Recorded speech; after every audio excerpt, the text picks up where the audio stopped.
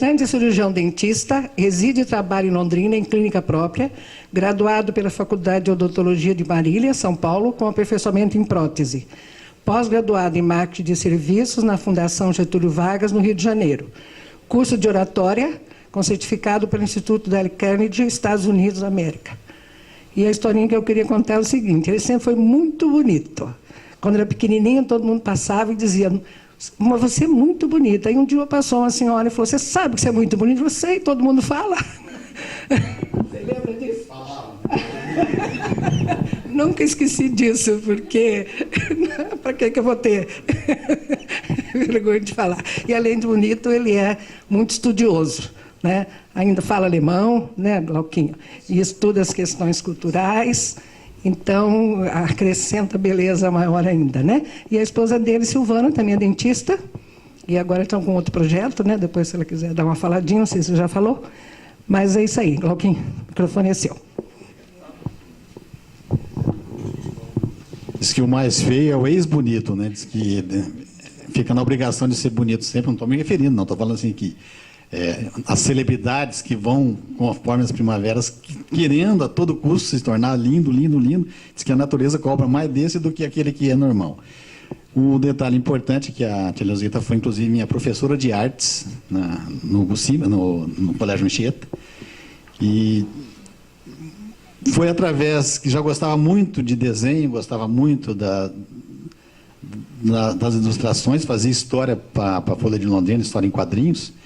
E foi exatamente esse passado, esse legado que alguns historiadores nos deixaram praticamente, para eu começar a me apaixonar por Leonardo da Vinci.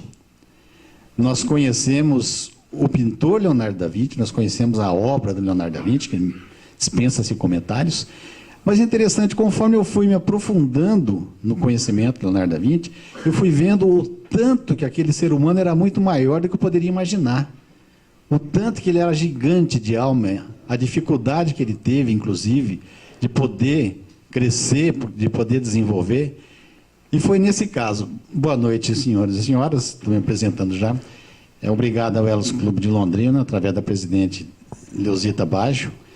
Foi um prazer muito grande estar aqui presente. Nós vamos falar um pouquinho a respeito inclusive da vida do Leonardo da Vinci, do que a obra, porque a obra a maioria conhece. Mas poucos sabem que esse italiano, nascido nessa belíssima região da Toscana, nasceu muito pobre. Ele era filho de uma camponesa, que nós vamos ver daqui a pouco. Porém, o seu pai, um tabelião, um comerciante, um produtor rural. E o Leonardo da Vinci, interessante, que ele era fruto de um relacionamento, vamos dizer, casual. Ele não nasceu de uma família constituída. Leonardo da Vinci foi registrado como Leonardo di Piero da Vinci, depois conhecido como Leonardo da Vinci. Só um detalhe que as obras que Leonardo da Vinci fazia, ele escrevia Leonardo. Nunca quis se referir, porque ele não era exatamente da Vinci, ele era de um vilarejo próximo da Vinci. Da Vinci é uma cidade, como nós vamos ver aqui daqui a pouquinho, mas ele sempre quis se identificar como apenas o Leonardo. O Leonardo da Vinci, filho de Mestre Piero da Vinci. Esse é o pai biológico do Leonardo da Vinci. O pai dele, o pai que era o tabelião, que era o comerciante, era muito rico, muito influente, e como já dissemos, no encontro com uma das suas funcionárias, Caterina, foi uma dificuldade até muito grande descobrir o nome da mãe biológica do Leonardo da Vinci. Veja que ingratidão da natureza, que talvez até a inteligência, aquela supremacia do Leonardo da Vinci pode ter vindo da mãe dele. E ela também era uma gigante sem saber que era. Até que, através de uma leitura na revista super interessante, ao menos conseguiu o nome da sua mãe biológica. A mãe tinha várias qualificações, desde andarilha, mendiga, prostituta, sem teto, sem terra, mas a mais digna que eu achei foi justamente na revista, na reportagem, que ela era uma camponesa. Ela trabalhava como uma diarista. Ela ficava... Aí que vem o termo de andarilha. Ela circulava por diversas propriedades, na época de safra, na época de cuidar das cabras, dos bois e etc. Então, ela ganhava por mês. Então, ela não tinha um endereço fixo, ela girava aquela região toda da Toscana. E com isso, só para a gente tentar, nós vamos se ligar muito em datas, mas o Leonardo da Vinci nasceu em 1452 e veio a falecer em 1513, com 67 anos de idade. Vocês vão ver que interessante, desde a sua gravidez, desde a sua fase intrauterina até a sua morte, ele viveu intensamente. Ou seja, a dedicação, a devoção que o Leonardo da Vinci vive foi um exemplo que nós vamos ver daqui a pouquinho. E é interessante também saber que naquele exato momento, na época, o que estava acontecendo, é que, por exemplo, juntamente com a idade dele, começou a haver a mudança da Idade Média para a Idade Moderna. Houve também a descoberta da imprensa por Gutenberg e alguns descobrimentos, entre elas a nossa América do Norte e América do Sul, e entre elas as rotas marítimas pelos portugueses e espanhóis. Leonardo da Vinci nasceu no vilarejo de Anchiano, ao lado de Da Vinci, por isso que ele não gostava de assinar Vinci, porque essa é a terra dele. Aqui foi a casa do Leonardo da Vinci. Exatamente como ele nasceu, onde ele nasceu, ele viveu nessa casa que hoje é um museu, mas a arquitetura é exatamente, mudaram praticamente nada. Então eu fico imaginando o Leozinho, o nenê, o pequenininho, subindo e descendo essas escadas. Naquela época não se imaginava onde podia tropeçar, mas deve ter tropeçado diversas vezes nessa escada, que viveu aí até os 4 anos de idade. Aí que vem uma fase interessante. A mãe do Leonardo da Vinci, a mãe biológica, com 4 anos, se dirigiu ao pai dele, que eles não tinham um contato, e falou: Pedro, eu não tenho condições de cuidar desse menino. A minha estabilidade financeira é muito frágil, eu cada hora dou num canto, o menino tem que ficar sozinho aos cuidados de parentes, de amigos, de vizinhos. Eu vou te pedir que você fique com ele, cuide dele. Interessante é que o Leonardo da Vinci teve vários anjos na sua vida. Aliás, quando a gente vê um artista, vê um atleta, vê um profissional, a gente imagina ele pronto, mas não faz ideia a estrutura para que ele se chegasse, quantas pessoas estavam envolvidas nisso aí.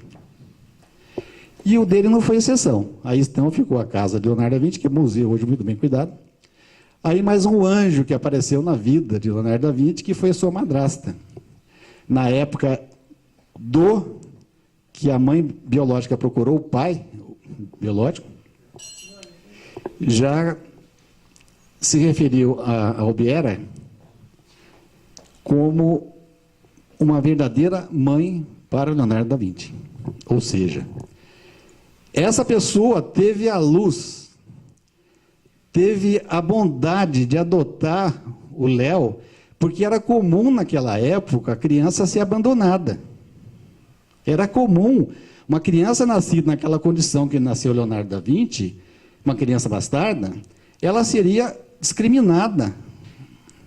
Muitas ficavam abandonadas pelas ruas, como a gente vê hoje, infelizmente até animal abandonado. Era comum criança ficar, a natureza cuidando, ou ir para um orfanato.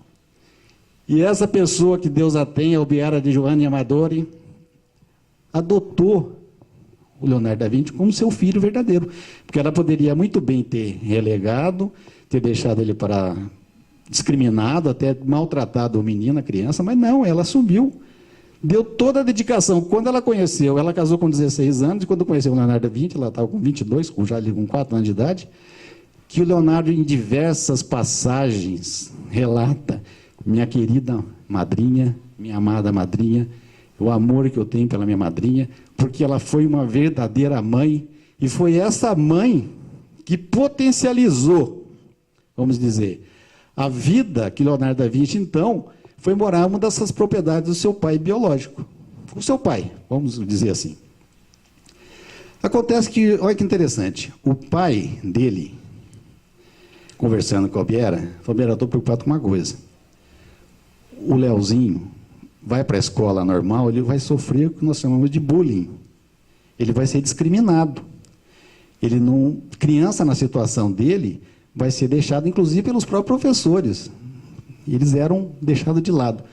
E o pai, com essa sensibilidade, também tendo recurso, simplesmente foi para Florença e contratou professores personal para o seu filho. Então a gente analisa o seguinte, de uma criança que estava com uma chance enorme de ser abandonada, filha de uma mãe miserável, pobre, o mundo, parece que os anjos iam dirigindo Leonardo da Vinci. E esse pai falou assim, eu conheço alguns professores de excelência e vou ver se eles podem vir dar aula numa escola particular aqui. Acontece que Leonardo teve uma educação, aí já na infância, muito rica em termos de ciências humanas. Ele teve uma educação completa.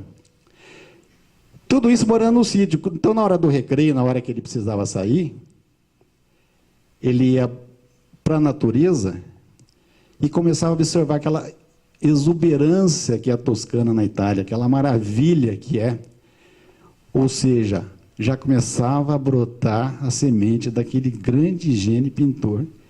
Ou seja, Deus estava dando de presente, praticamente, um quadro vivo para que ele pudesse observar.